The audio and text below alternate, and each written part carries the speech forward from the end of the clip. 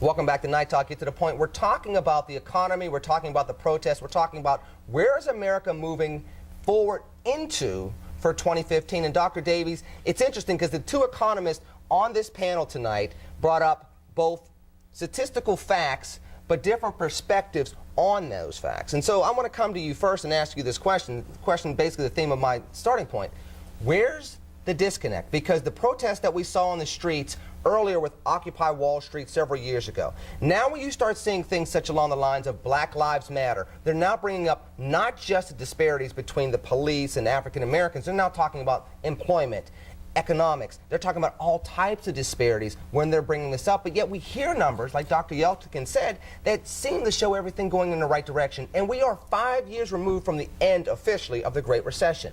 Where's the disconnect? Right. Well, that's the wonderful power of an economy, is that things can get better despite the fact that, we're doing things wrong in a lot of ways. And I think Occupy Wall Street, Black Lives Matter, and to an extent, in their early days, the Tea Party, were all pushing at the same thing. And that thing that they're pushing to, the ism that Ms. Hawkins was talking about, I would describe as powerism.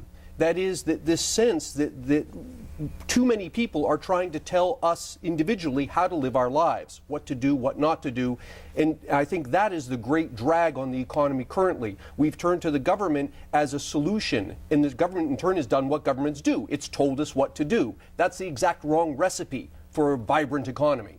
So, bouncing off of that, I'm going to go to the other economists real quick. I'll get you in just a second, Councilwoman. With that said, as we see once again the Congress fighting amongst themselves with these short-term continuing resolutions in regards to the funding for the next year coming up, as we see the political battles from 2014, as we see the protests in the streets and politicians trying to react to that, when are we going to get to a point of time where the economy seems to be less impervious to all, or more impervious to all this, and they're actually able to start spreading the prosperity again versus what we're seeing, which seems to be a stratified recovery?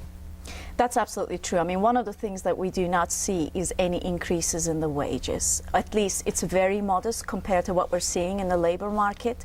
And until the labor market slack is gone, we're not going to really see a big increase in wages. And that is hurting people. That is certainly hurting people who are at, they cannot command high skill or high sort of power in the labor market.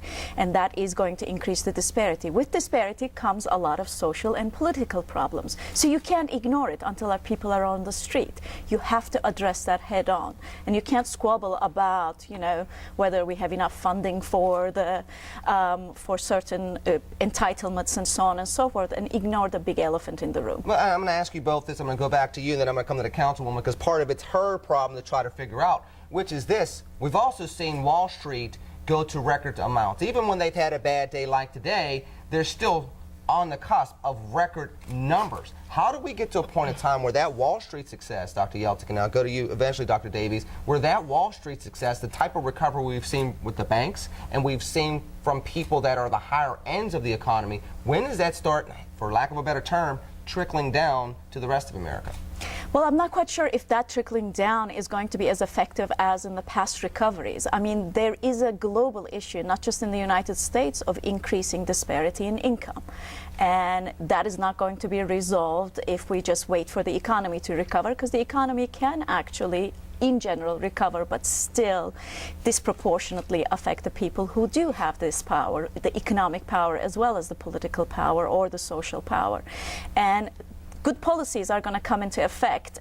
That's what we need to be able to perhaps accelerate this trickling down. So let me talk about it from an international perspective and then bring it back local and regional. From an international perspective, we're starting to see the impact of the sanctions against Iran and the sanctions, more importantly nowadays, against Russia when it comes to oil and its impact on the market. Right now the consumers are happy about this, but as Dr. Yeltekin said, there's going to be some impacts in regards to A, social unrest, B, international affairs, and C, job creation and wage increases.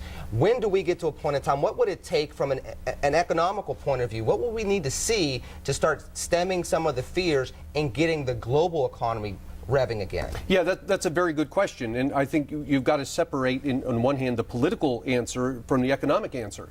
And economies tend to perform very well when there's political stability, when I can be confident that if I build a building and start a business, that someone isn't going to come and take it away from me, either internally or from an external force.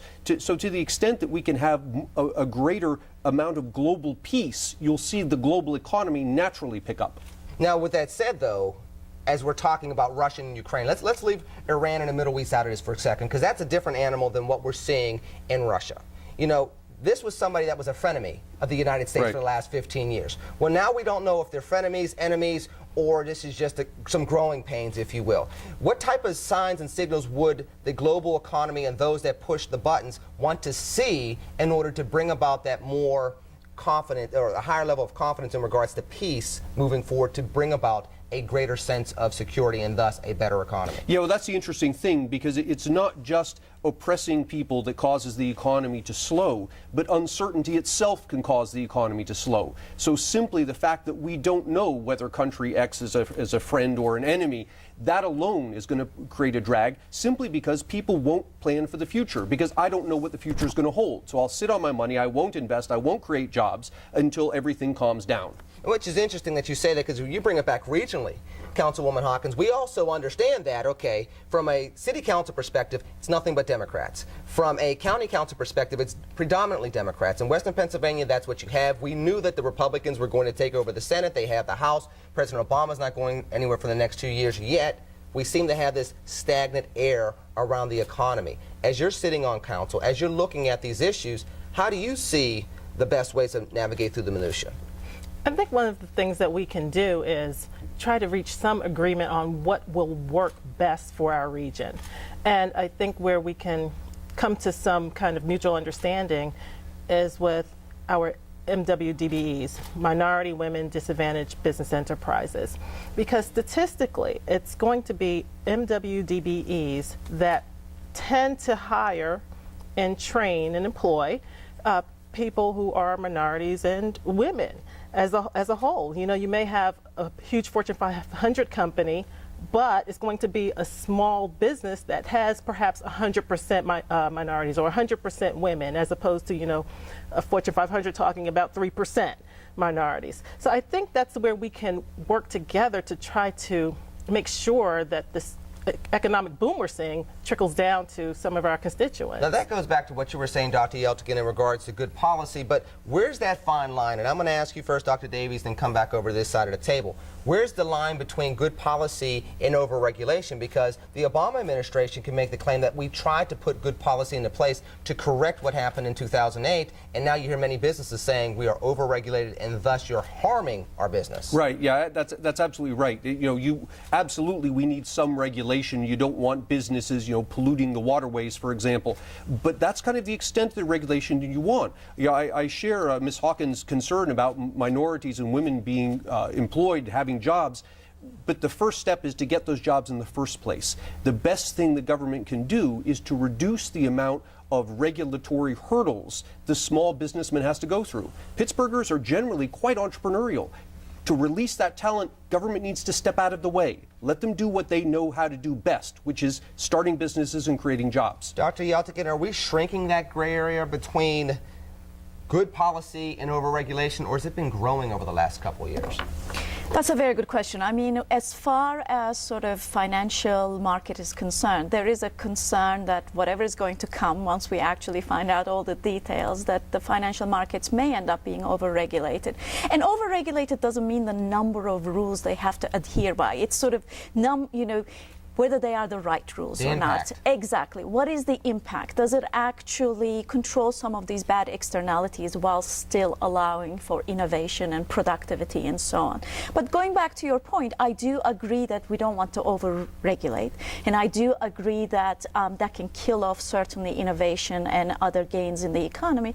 But I also do believe that there is a reality on the table, which is that people who do come from poorer areas, minority backgrounds, and possibly don't have very much wealth themselves, do not have access to credit to be able to start a new The business. capital freeze. Exactly. So you do need some sort of at least a push in the beginning. That doesn't mean that you're going to constantly subsidize them for the rest of the company's life, but they do need a little bit of a starting help. And I think that can be done effectively, and that can be done without the detriment to other businesses. Now I want to pick up on that, and I want to ask you another question when we come back from the break. So hang on to that thought. You all hang on to that as well. When we come back, we're going to talk about where are the growth areas so that we can bridge the disconnect and get America back on track going into 2015. Don't you go anywhere. We're talking about how to get us all on the right page and on the right track here on Night Talk. Get to the point.